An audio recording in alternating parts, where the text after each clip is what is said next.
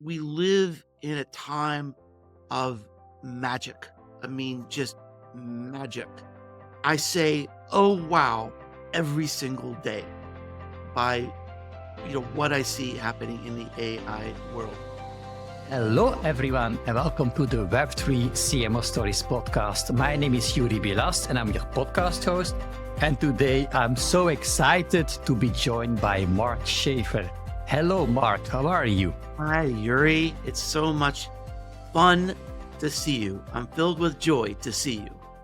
Yeah, I'm happy too, Mark. Last time we recorded the podcast, I was still in Belgium. In the meantime, a lot of things have happened, guys. If you didn't know, Mark put me on the path to Web3 and all these new technologies, and you see the things that have been happening in the past years. It's really amazing. If you read the review on Mark's new book, you will see what I've written there.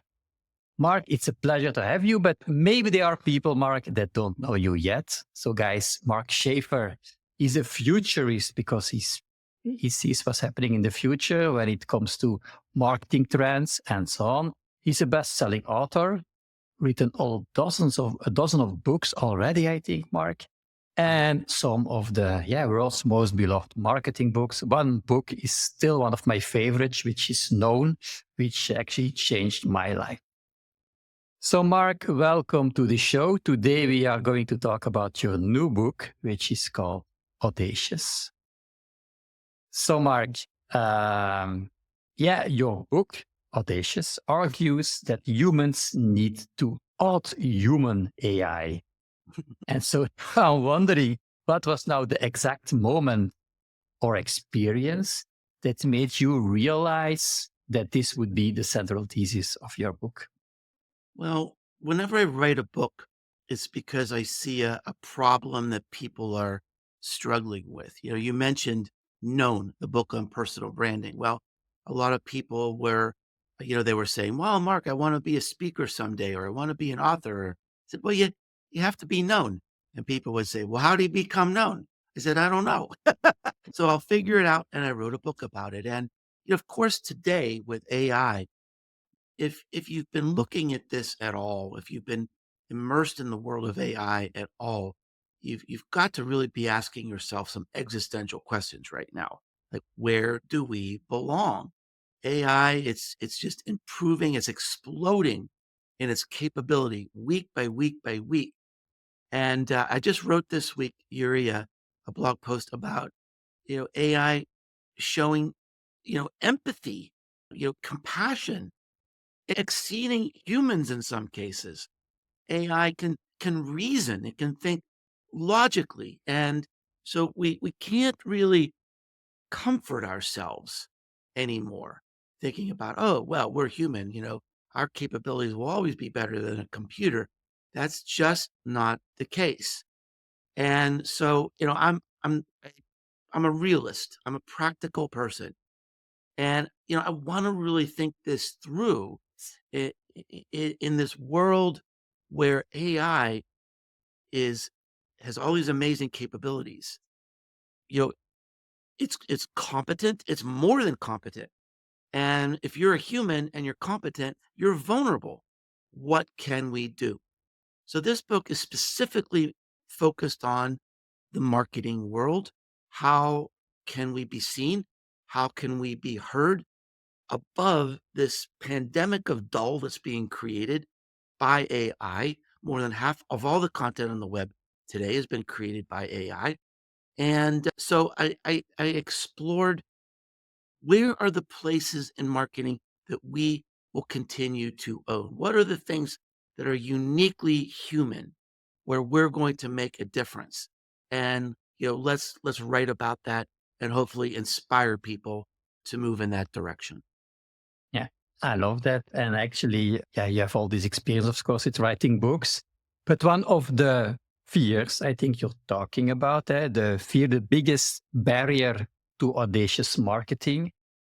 And then I'm wondering, writing a book, what are the personal fears that you confronted while writing this book?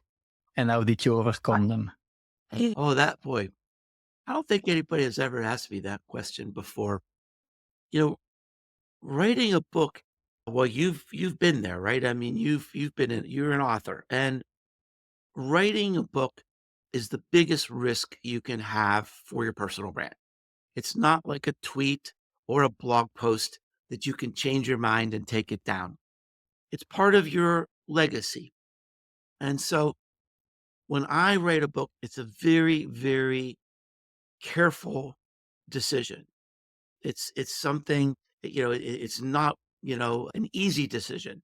It's a big sacrifice. It's a sacrifice of time. It's a sacrifice of resources and can be a sacrifice of your reputation. And when I write a book, I take it very, very seriously. There's only one thing that goes through my head when I write a book, and that is I will never let you down. There's no fluff in my books, right? Every page is an idea, is an inspiration, and it's very thorough. It's very, very thoroughly researched because my biggest fear is someday I'm gonna get that book review that says, "Oh, Mark is a nice guy, but the big dummy forgot this." So I wanna make sure that I do the best job that I possibly can, and I'm very proud of the new book. Absolutely. It looks amazing. And what is also groundbreaking, Mark, is the cover. It's an Right. AI activated AR, if I can say so, book cover. Yeah. So, why did you decide to take such a bold step? And how does it, I would say, tie into the broader message of your book? Well, it demonstrates the book perfectly because in the book, I present this framework of how do we stand above the noise? We just can't be boring anymore. And so, what is a framework for Audacious? And Yuri, this book was so much fun and so energizing because I got to meet and interview some of the greatest creative geniuses in the world. And they all told me their stories and they told me their secrets that I could put in the book. So the framework goes like this. A marketing story really consists of three things. It consists of the narrative, the story that you're telling. It consists of where you tell the story, and it consists of who tells the story. So in the book, I give examples, lots of case studies, lots of ideas how to disrupt each of those things. Well, the book cover is a QR code, and it's a long, long story about how we got there, but I was if you write a book called Audacious, it better be audacious. And so I was determined to do something with this book that would be different. And as it turns out, we created something that is the first in the world. So on the cover of the book, there's a QR code. If you hover over the QR code and click through as you would, the the book cover changes. It morphs. So what we did is we uploaded the book to AI, and an AI teased out stories from the book and then created abstract art inspired by the stories in the book. So it's sort of fun because you see art on this like art show that performs on the cover of the book, and you can kind of look at the book if you've read it, and then say, "Oh yeah, oh now I know what that one is." And it's never really like a photo of something, but it sort of suggests something from the book, which is part of the fun. So that I'm super excited about that. I never thought you know in in in my life I'd be able to create like a first in the world kind of book. I mean, the publishing industry is so boring, so traditional. A book is a book is a book, but this one is different. Absolutely, totally different when you look at it, and also some of the, I would say, statements that you make. Like for instance, I think you mentioned competent is ignorable, and AI owns competence. And so, how can our marketers practically push beyond competence into the realm of audacity, sorry, without alienating their audiences? So that's a question I have. Yeah. Well, and I think I went to great pains to address that in the book by giving so many examples. I mean, there are hundreds of different case studies, big companies, small companies, big budgets, small budgets, nonprofits, universities. And I hope by the end of the book, the message at the end of the book is, Audacity, it doesn't have to be loud. It doesn't have to be expensive. It isn't, a stunt, but it makes a difference. It makes someone pay attention. It's something unexpected that grabs them. It's something so memorable and worthy that makes them wanna tell other people about it, which is the best kind of marketing there is, word of mouth marketing.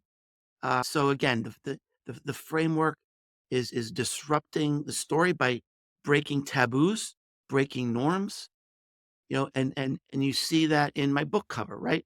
Because I'm telling a story that's never been told before. And then disrupt where you tell the story. Well, no one's ever told a story on a book cover before. And then disrupt who's telling the story. Well, in this case, on the cover, you're seeing all this art, and there's not even a human involved.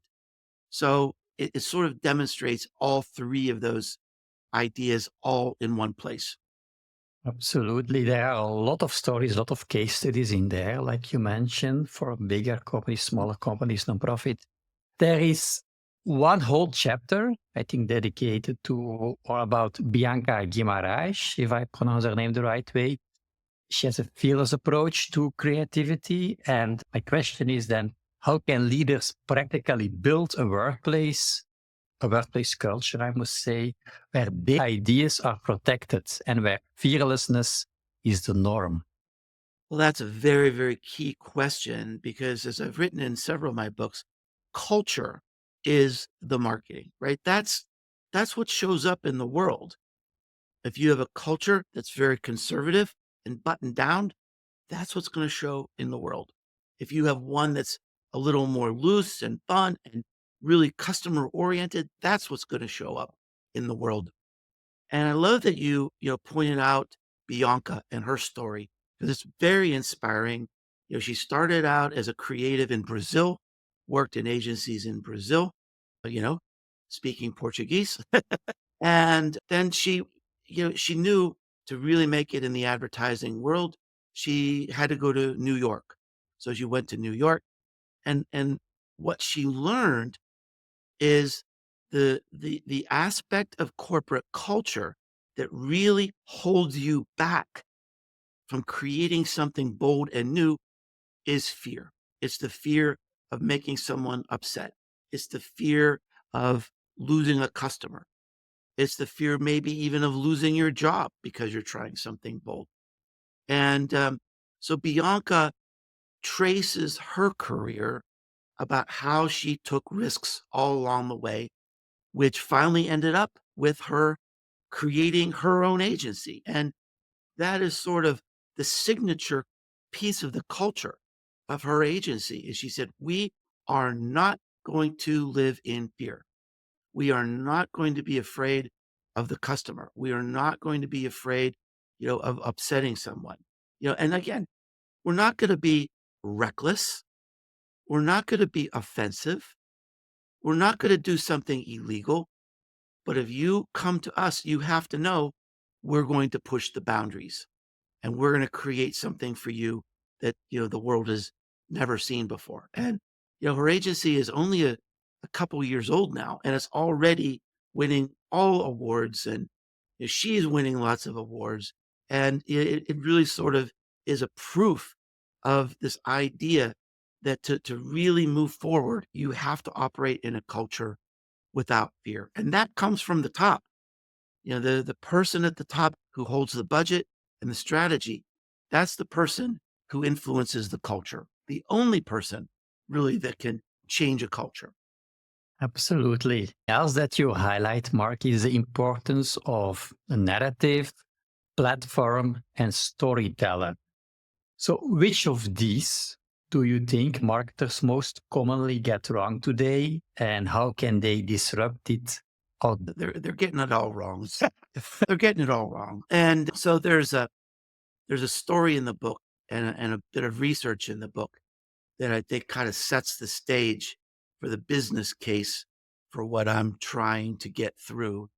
And it's research that was done by a company in England called System One. And they looked at 60,000 ads and they put them through this test to judge the human emotional response to these ads.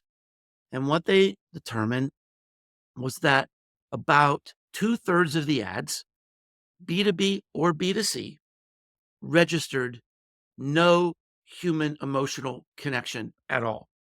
They're just wasting their money. It's just dull. The researchers couldn't believe that the industry was so bad, was so boring. So they thought of the most boring thing they could think of, a video of a cow eating grass. And they put that through the same system and found that a video of a cow eating grass performed about as well as most advertising. And so it's, dull has just become institutionalized in so many industries. Part of it is fear. Part of it is this is the way we've always done it. Part of it is it's easy to get something approved.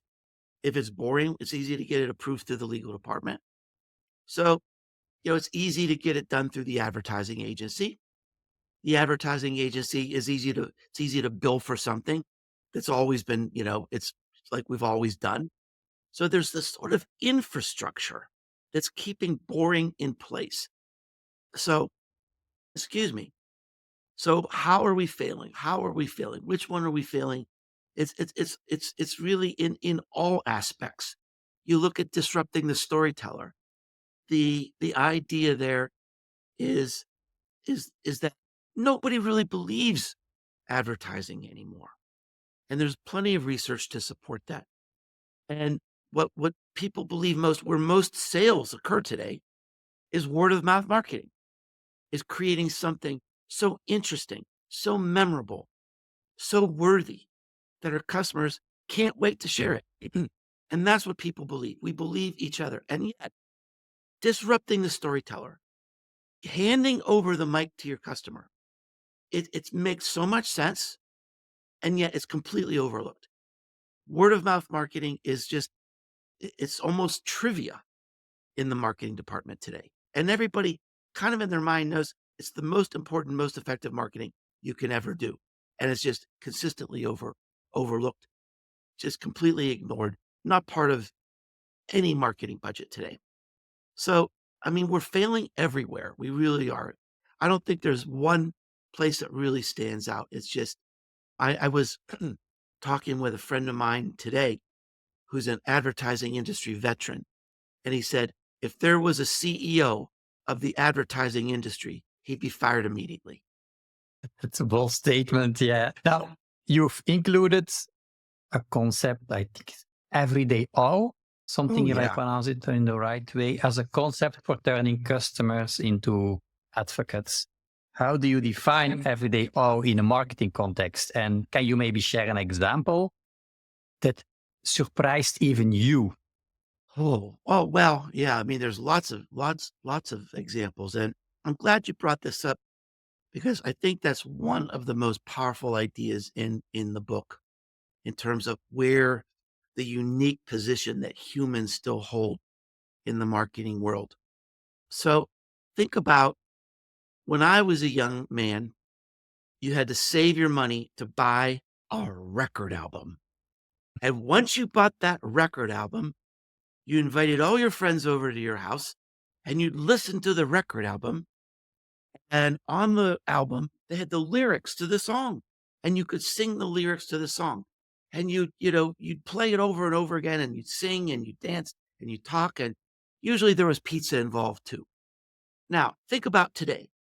Most people today consume their entire world by themselves through their earbuds. They're listening to their favorite music, they're binging their favorite movies, TV shows, podcasts, audiobooks, and it's in their own world.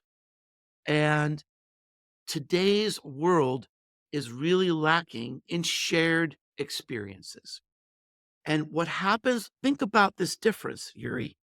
Think about listening to music with friends and singing, or going to a concert together and dancing and laughing, compared to listening to music through your ears and earbuds. It's the same music, but when you bring people together in a meaningful way, it creates this emotional contagion called collective effervescence, which is everyday awe. It's awe. You're creating awe by bringing people together in a different and meaningful way. Now, what would it mean to your business if your marketing plan was, let's add more awe? How do we get people to experience more awe? Now, you asked for an example. I have a marketing retreat called The Uprising. And the reason it's small, it's only 30 people. We go off to a lodge in the woods. And the reason I created this is because I'm frustrated that when you go to a marketing event, it's all about how do we do better SEO? How do we make better content and better headlines? It's iterative. And yet, the entire marketing profession is changing before our eyes. In 12 months, we won't even recognize what marketing is, and nobody's addressing it. Nobody's talking about it. So that was the purpose of this retreat. Now, when people fill out the survey at the end of the retreat, you know, they say, yes, I did all those things, but they were saying something else. They said, this changed my life. And I was like, what? I didn't expect that. And as I reflect on what's happening, this is a special environment where everything we do is very intentional to bring people together in this communion where they talk, they collaborate, they build new ideas together. We eat together. We hike in the woods together. We sing songs together at a concert. So, in the context of awe, all of a sudden, it made sense that so it's on paper, it looks like I'm doing something interesting and good. But once you're there and experience it, it's all about connecting with people. It's all about the awe. So truly, sincerely, my marketing plan for the uprising is add more awe.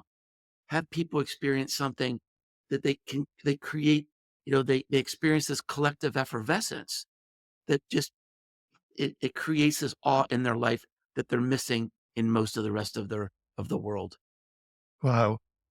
But now, of course, I'm curious, like we as marketers, it takes probably also time to create this all marketing, being creative takes time. Now, AI is there today with AI dominating speed and scale. Yeah, you are emphasizing the power of human creativity. And so, how do you see actually the balance between using AI tools for efficiency and keeping the human essence alive in marketing? Now, at the end of the book, so the kind of start the book saying it's kind of the anti-AI book because everybody's writing about AI, but what about us? Right? Somebody needed to write about us. But at the end of the book, I have a chapter about AI because we live in a time of magic. I mean, just magic. I say, oh, wow, every single day by what I see happening in the AI world. And so what I encourage people to do, certainly we need to embrace it. Absolutely we need to embrace it. It's part of our world, is improving every day. It's not going to go away. It's AI is going to surround us like the air that we breathe. It already does. Every piece of software we have, someone was telling me the other day, she was using a couple software programs at the same time. And like one of them was saying, well, I'll take the notes. And the other one was saying, I'll take the notes. Like the AI was trying to elbow each other into significance, right? So, I mean, the AI is already there. It's being integrated into all of the tools that we use, whether we like it or not. So we need to embrace it. We need to think about how we can use it and focus on, you know, what's our what makes us different? What's our strategy? What's our focus? The image that I use, Yuri, is a surfer. So, your what makes you special is your surfboard. It's the thing that you carry with you. And a surfer, to be relevant, doesn't need a new surfboard. She needs a new wave. She's looking for the next wave, the best wave that will help her be successful. It's the same with AI, is that it's not going to really change necessarily who you are or what you do or what makes you great, but it can make you better at your best, right? It can if your business is known for service, can make your service greater. If it's known for speed, it can make it faster. If you're known for creativity and innovation, it can make you more innovative. And I'll leave you with one final thought, unless you have more questions about it, on AI. And it's this. I saw some research a couple days ago about they did this study about researchers who were using AI. And the researchers that used AI, of course, they made more discoveries, more breakthroughs, had more patents, had more product launches. But this was the important thing. It made the best researchers better. So all the researchers were using AI. A brand distances you between you and your competitors, right? Creates some emotional bond, some meaningful, emotional expectation. AI can help you be better. Absolutely. And I think how you should use AI, like make you better and not replace you. Something else you mentioned is that a big budget can hinder creativity. And then my question is then, how can startups with limited resources embrace Audacity to stand out against, I would say, well-funded competitors? Yeah. Well, there's a really fun story in the book about how I sort of learned my lesson in this, where I had one of the greatest creative breakthroughs in my life with three other people in a hotel bathroom. And you're just going to have to read the book to get that story. And then, I've been in situations in my life where I had huge budgets and it just added to waste. I think for people that read my book, you'll sort of realize that I think businesses that are small to medium size have an advantage right now. I work with businesses of every size, and the big brands, they've got more to lose. They're less willing to innovate. They're less willing to be audacious. They're surrounded by lawyers. And if you look at most industries, they're just ready to be disrupted because they're so boring. My guess is, in general, if two-thirds of the marketing and advertising is dull and worthless, two-thirds of the marketing and advertising in whatever industry you're in, for all your friends who are listening to this show, it's probably the same for you. One example here in America, and I don't think this brand is available in Europe yet, is a water brand called Liquid Death. So this was a startup. If you look at the water industry, it's boring. It's clear and it's wholesome and it's in plastic bottles or glass. And the name of the brand is Rainbow Springs or something like that. Well, this fella said, boy, this is so boring. Everything is the same. And he created this brand called Liquid Death. And I remember the very first lesson I learned in marketing class was never associate your brand with death. So basically what he's done is started with wrong. Like, let's disrupt this market and have some fun by doing everything wrong. So he called his brand Liquid Death. His logo is a flaming skull. The mascot of the company is somebody wielding these axes called Murder Man. He's selling it in cans in bars where usually bars give water away. Their advertising is just crazy. I encourage all of you to go to YouTube and watch some of the Liquid Death ads. I mean, they I mean, they really make you anxious. Some of them are a little scary, but again, this is it's a startup. They had no funding. They had very, very limited resources, but what they did have is a vision to disrupt. And there's a very powerful statement in this case study about Liquid Death, where the founder of Liquid Death said, "The brand is everything." He said, "What if we came out with a water that had a special flavor or had a special ingredient or had a special this?" He said, "Who are our competitors? Coca-Cola, Pepsi, the biggest beverage companies in the world. There is nothing we could do that they can't copy except our marketing message. That's it. The brand, it's everything. It's all we have." And so for a startup, for an entrepreneur, I mean, that should be pretty inspiring. That should be very encouraging. It's not the money. It's the message that can make you different. It might be the only thing that makes you different. Absolutely.